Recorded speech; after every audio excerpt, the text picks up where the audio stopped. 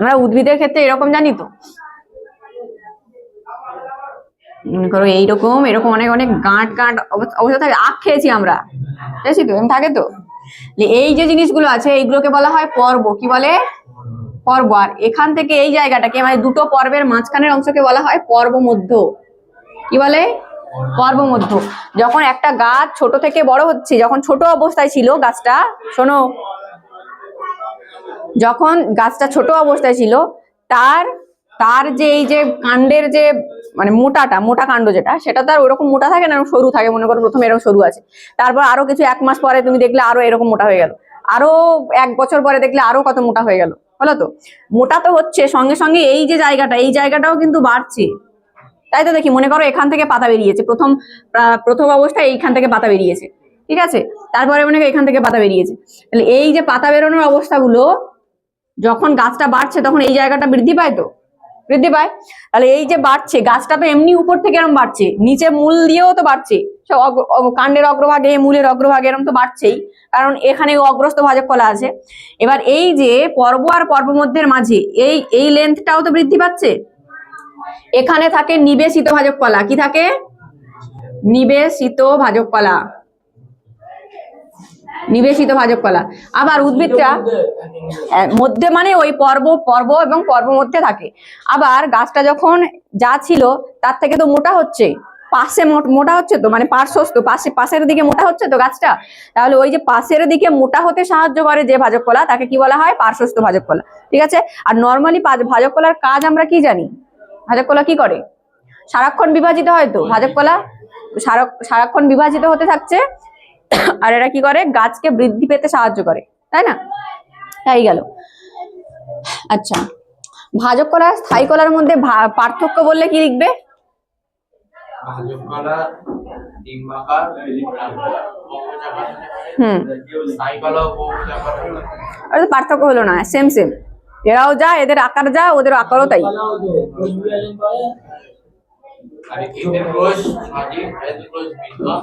ভাজক কলা সর্বদাই বিভাজনে সক্ষম, কিন্তু এ বিভাজনে সক্ষম নয়। ভাজক কলা সবসময় সজীব হতে হবে, কারণ সজীব না হলে সে বিভাজন করবে কি করে? সজীব হতে হবে তো। স্থায়ী কলা সজীবও হতে পারে, আবার মৃতও হতে পারে। হলো, ভাজক কলাতে কোষান্তরন্ধ্র ছিল না? ছিল না তো, কারণ এত পরিমাণে কোষ বিভাজন করছে, একটা কোষ আর আরেকটা কোষের মধ্যে প্রচুর প্রেসার ছিল, চাপে ছিল, ওরা ঘন সন্নিবিষ্ট ছিল, যেটা আমরা বইতে পড়েছি, ঘন সন্নিবিষ্ট ছিল। তাহলে কোষান্তরন্ধ্র ছিল না। ওদিকে স্থায়ী কলার কি ছিল? কোষান্তরন্ধ্র ছিল, কিন্তু কোষান্তরন্ধ্র ছিল। আবার যদি আমরা এটা দেখি যে কোষ প্রাচীরের হিসেবে যদি দেখি, তাহলে ভাজক কলার ক্ষেত্রে কোষ প্রাচীর কি ছিল? কোষ প্রাচীর মোটা নাকি পাতলা? পাতলা কোষ প্রাচীর বিশিষ্ট ছিল। আর স্থায়ী কলার কি ছিল? হ্যাঁ, পুরু ছিল। কারণ কি পুরু কেন হয়েছে? স্থায়ী কলার ক্ষেত্রে কেন পুরু হয়েছে বলো? সঞ্চয় করেছে তো, ওই যে লিগনিন, সুবেরিন, আমরা ক্যালসিয়াম পেকটেট, ম্যাগনেসিয়াম পেকটেট এসব পড়েছি তো। তাহলে এইসব জিনিসগুলো সঞ্চয় করেছে, সঞ্চয় করে করে কোষ প্রাচীর মোটা করে ফেলেছে। বোঝা গেল? বই দাও। এই তো ছিল পড়া, কিছুই তো ছিল না।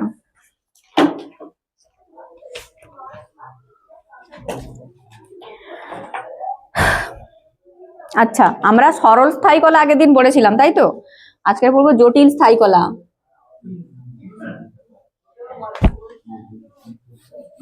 স্কুলে পরীক্ষা কতটা হবে বলেছে? বলে দিয়েছে? 2টো চ্যাপ্টার। আমাদের শেষ হয়ে গেল প্রায়। কাদের 3টে হবে? 3টে হবে বলে দিয়েছে। সালোক সংশ্লেষ কারোর হবে বলেছে?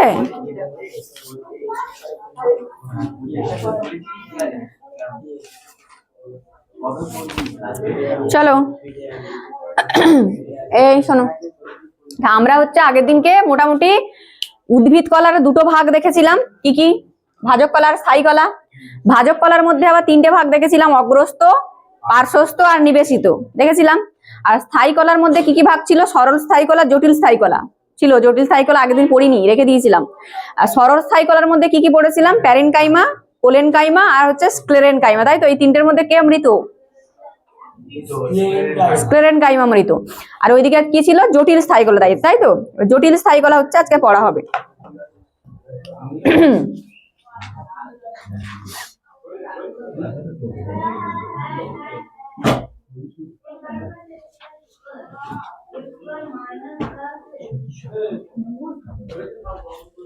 আচ্ছা, জটিল স্থায়ী কলা হচ্ছে এরও দুটো ভাগ।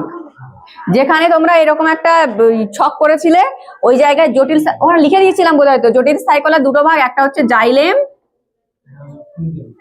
একটা কি ফ্লোয়েম। ফ্লোয়েম,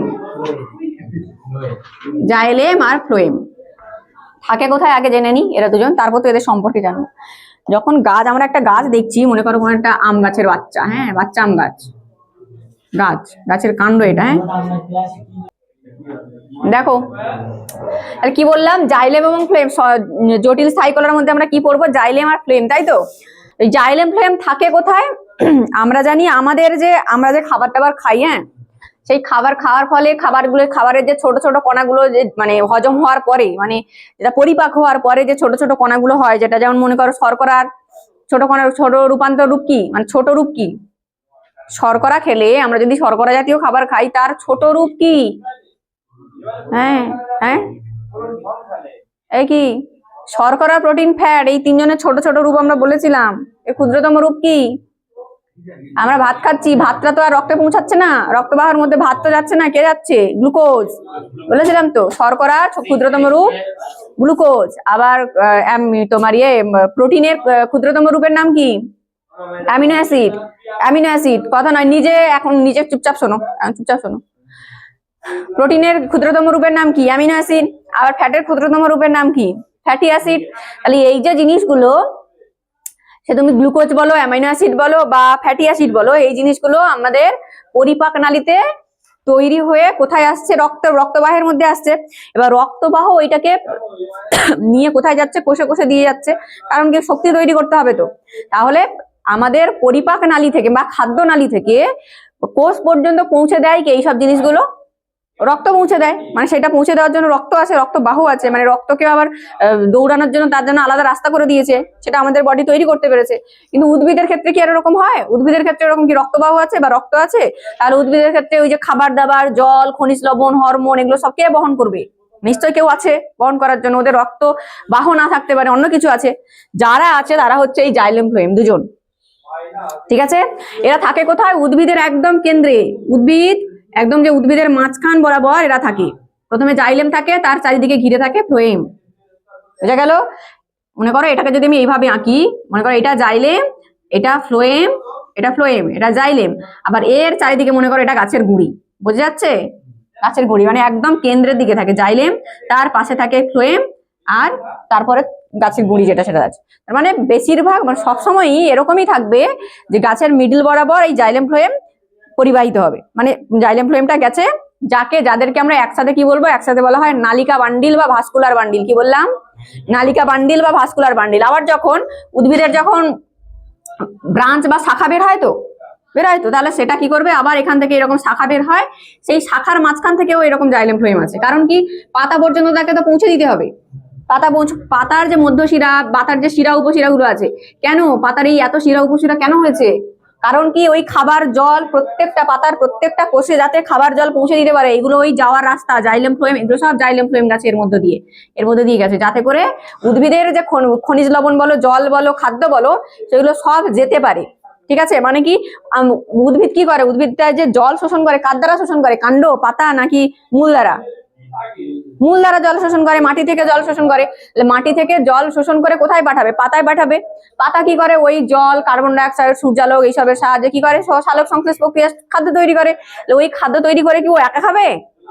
ওকে নিয়ে পুরো একা খাবে না, পুরো গাছটাকে তো বাঁচিয়ে রাখতে হবে। পাতা খাদ্য তৈরি করছে ঠিক আছে, আর ওদিকে তো মূল তো খাদ্য তৈরি করতে পারে না তো। মূল কি আজীবন শুধু খেটেই যাবে? সে তো সারাক্ষণ জল শোষণ করছে, খনিজ লবণ শোষণ করছে, তাকে খেতে তো দিতে হবে। তাহলে তাকে খেতে দেওয়ার জন্য কি করতে হবে, পাতায় যে উৎপন্ন খাদ্যটা, সেই খাদ্যটা তো পরিবহন হয়ে নিচ পর্যন্ত যেতে হবে। কার মাধ্যমে যাবে? ফ্লোয়েম কলার মাধ্যমে যাবে, বোঝা গেল। এই যে জাইলেম আর ফ্লোয়েম, এই দুজন কেন তাহলে তৈরি হয়েছে? উদ্ভিদের এরা দুজন হচ্ছে উদ্ভিদের পরিবহন মাধ্যম। আমাদের পরিবহন মাধ্যমের নাম কি? রক্তবাহ। ওদের পরিবহন মাধ্যম হচ্ছে জাইলেম আর ফ্লোয়েম, বুঝা গেল। এবার বলি, জাইলেম আর ফ্লোয়েম দুজন কিন্তু আলাদা আলাদা কাজ করে। ভালো করে শুনবে, মন দিয়ে শোনো, আগে মন দিয়ে শোনো, গল্প নয়। এরা দুজনে কিন্তু আলাদা আলাদা কাজ করে। কেমন আলাদা আলাদা কাজ করে? জাইলেম উদ্ভিদের ক্ষেত্রে জল পরিবহন করে। কি পরিবহন করে? জল পরিবহন করে। আর ফ্লোয়েম হচ্ছে খাদ্য পরিবহন করে। কি করে মনে রাখবে?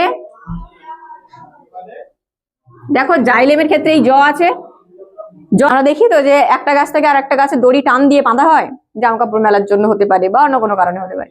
তুমি দেখবে যখন ওই গাছটাতে অনেক দিন পর্যন্ত মানে দড়িটা অনেক দিন হয়ে যাবে, তখন দেখবে দড়ি মনে করে 1 বছর পরে তুমি আর দড়িই দেখতে পাবে না, গাছের ভিতরে ঢুকে গেছে। কারণ কি, গাছকে যখন তুমি টাইট করে ওই দড়িটা বেঁধে দিয়েছো, গাছ তো মোটা হচ্ছে, গাছের যে কাণ্ডটা সেটা তো মোটা হচ্ছে, তাহলে মোটা হওয়ার ফলে দড়িটায় চাপ পড়ছে। তাহলে যখন দড়িটা এদিকে চাপ পড়ছে, গাছের এই যে জাইলেম আর ফ্লেম কলা যে আছে, জাইলেম আর যে ফ্লেম কলা আছে, এই যখন গাছটা ছিল এরকম এরকম হয়ে গেছে, মোটা হয়ে গেছে, তাহলে সেই দড়িটা কি ছিঁড়ে দেবে না? সেই দড়িটাকে ভেতরে ঢুকিয়ে নিয়েছে, ওরকম জায়গায় আছে, দড়ি ওরকম জায়গায় আছে, কিন্তু গাছ কি করেছে এরকম বৃদ্ধি পেয়েছে। এবার কি হয়, গাছ যখন এখানে যখন চাপ পড়বে, তখন কি হয় তুমি দেখবে এই জায়গাটায় এরকম স্ফীত কিছু বেরিয়েছে। কারণ কি, ওই যে ফ্লোয়েম কলা খাদ্য পরিবহন করছিল, এ তো সোজা সোজা খাদ্য পরিবহন করছিল, আর এখানে তো দড়ি আছে, তুমি তো বেঁধে রেখেছো, দড়িটা তো ভেতরে ঢুকিয়ে নিয়েছে।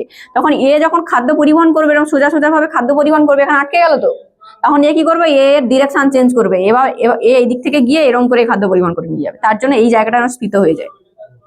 দেখেছি তো আমরা এইসব জিনিসগুলো।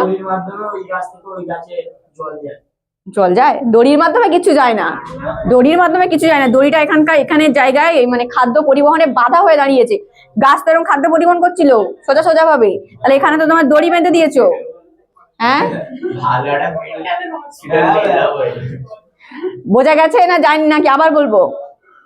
দড়িটা বেঁধেছিল তো, মোটা দড়ি কিছু একটা বেঁধেছিলে, সে অনেকদিন পরে সেই দড়িটাকে ভেতরে ঢুকিয়ে নিয়েছে গাছ। কিন্তু ঢুকিয়ে নিলে কি হবে, কিন্তু সে তো একটা সময় পরে দেখা যাবে তার যে এই গাছটার যে ফ্লেম কলা আছে, সেই ফ্লেম কলা সোজা সোজা এই দড়িটা আসবে তো, ফ্লেম কলার কাজই তো সে খাদ্য পরিবহন করছিল তো তার সামনে তো এরকম বাধা হয়ে গেছে এই দড়িটা, এই জায়গাটা দড়িটা থেকে তো বাধা পেয়ে গেছে। তাহলে কি করবে, খাইয়ে তো আর খাদ্য পরিবহন করতে পারবে না ওই জায়গায় হলে, ফ্লেম কি আর বসে থাকবে? ফ্লেম কলা বসে থাকবে না। ও একটা ভালো আইডিয়া নিল যে ও সোজা পথ নেই তো কি হয়েছে, এই বেঁকা পথে যাবো, ও কি করবে, এরকম বেঁকা পথে খাদ্য পরিবহন করবে।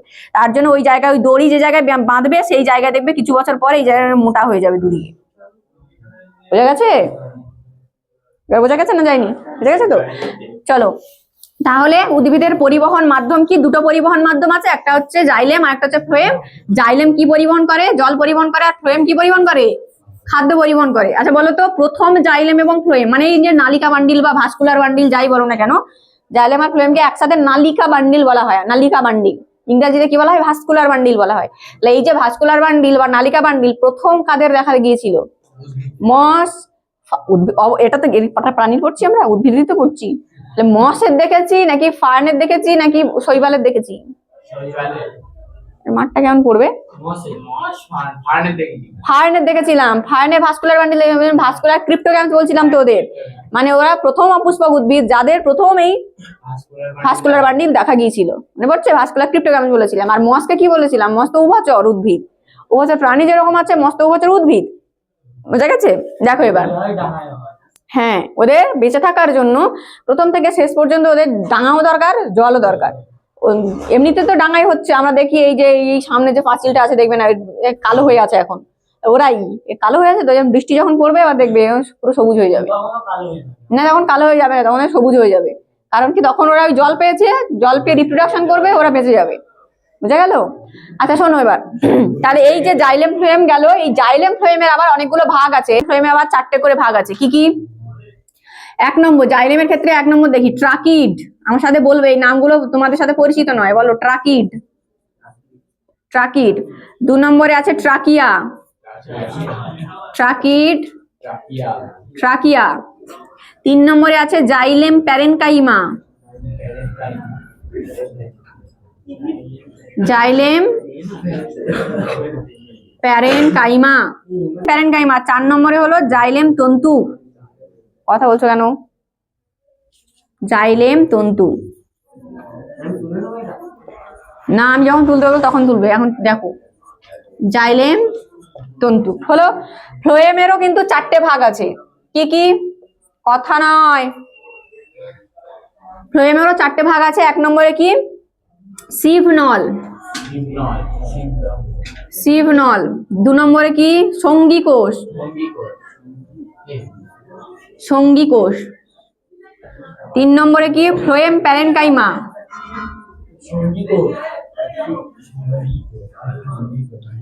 Phloem parenchyma.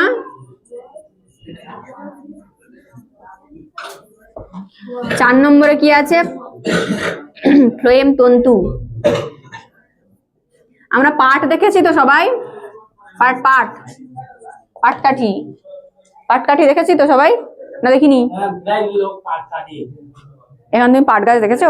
পাট গাছ এদিকে হয় না, সে নদীয়ার দিকে হয়, নদীয়া মুর্শিদাবাদের দিকে।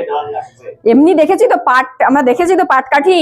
তাহলে পাটকাঠি দেখার সময় কি দেখেছি? পাটকাঠির চারিদিকে পাট লেগে থাকে তো, দেখেছি তো। তাহলে ওই যে পাট কাঠি, সেটা আর কিছুই নয়, সেটা হচ্ছে জাইলেম বাহিকা। আর তার চারিদিকে যে ওই যে পাট গুলোকে ছাড়িয়ে নেওয়া হয়েছে, ওই পাট আর কিছু নয়, ওটা হচ্ছে ফ্লোয়েম তন্তু। বুঝতে গেল? ফ্লোয়েম কলা। যখন ওটা গাছ ছিল তখন ওই যে পাট কাঠিটা, ওটা হচ্ছে জাইলেম, আর তার চারিদিকে ওই যে যেটা পাটটা তৈরি হয়েছে, ওটা কি? ওটা হচ্ছে ফ্লোয়েম। বুঝা গেছে? তাহলে এখানে বলো কি কি কি কি আছে। তাহলে ফ্লোয়েম জাইলেম কলার কটা ভাগ আছে? 4টে ভাগ। কি কি? Turkey, trachea, xylem parenchyma, xylem তন্তু। আর ফ্লোয়েম কলারও 4টে ভাগ আছে, তার মানে কি? সিবনল, সঙ্গীকোষ, ফ্লোয়েম প্যারেনকাইমা, ফ্লোয়েম তন্তু। এবার এক্ষেত্রে দেখো, জাইলেম কি করে? জল পরিবহন করে। তো জাইলেম কলার মধ্যে আমরা কি পড়ছি বলতো?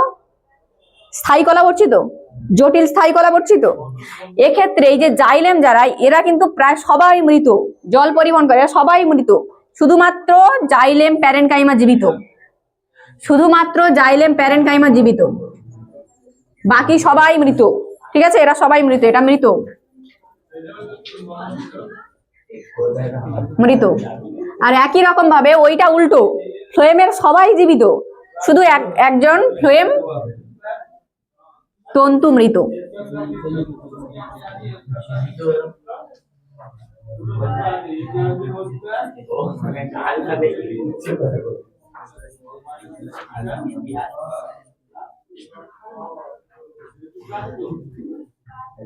খাতা বের করো, এবার লিখবে।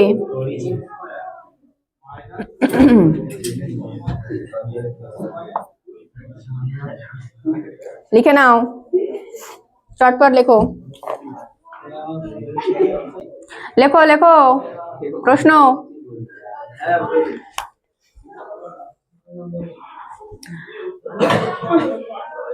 উদ্ভিদের 2টি পরিবহন কলার নাম কি?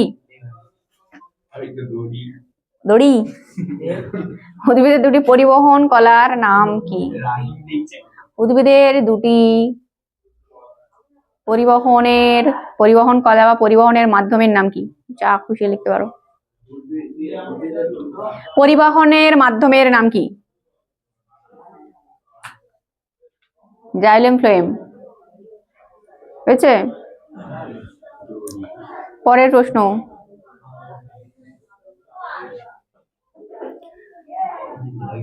পরের প্রশ্ন,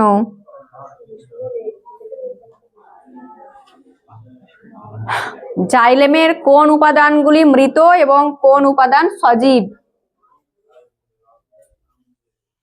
জাইলেমের কোন উপাদানগুলি মৃত এবং কোন উপাদানটি সজীব?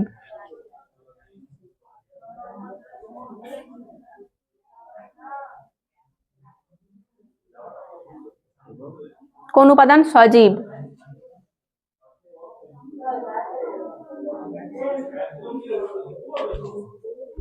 হয়েছে? পরের প্রশ্ন একই রকম লেখো। ফ্লোয়েমের কোন উপাদানগুলি সজীব এবং কোনটি মৃত? ওই উত্তর সব উপরে লেখা আছে।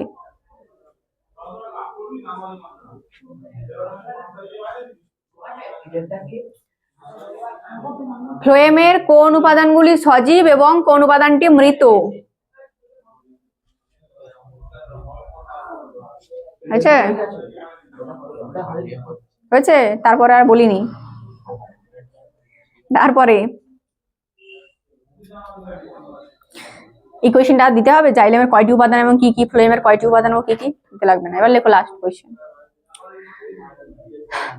জাইলেম ফ্লোয়েমের 4টি করে পার্থক্য লেখো। জাইলেম এবং ফ্লোয়েমের 4টি করে পার্থক্য।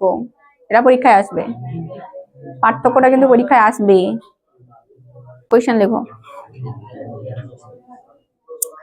কোন উদ্ভিদের এই ট্রাকিয়া উপাদানটি থাকে না? কোন উদ্ভিদের নয়, লিখবে কোন সপুষ্পক উদ্ভিদের। লেখো কোন সপুষ্পক উদ্ভিদের ট্রাকিয়া উপাদানটি থাকে না।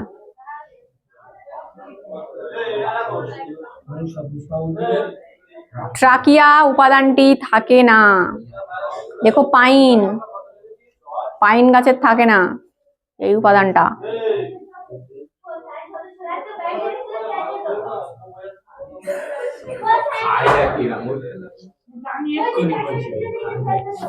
ট্রাকিয়া উপাদানটি থাকে না, লিখেছো? লিখো ফ্লোয়েম। হ্যাঁ পাইন। হ্যাঁ হ্যাঁ ওই ওদের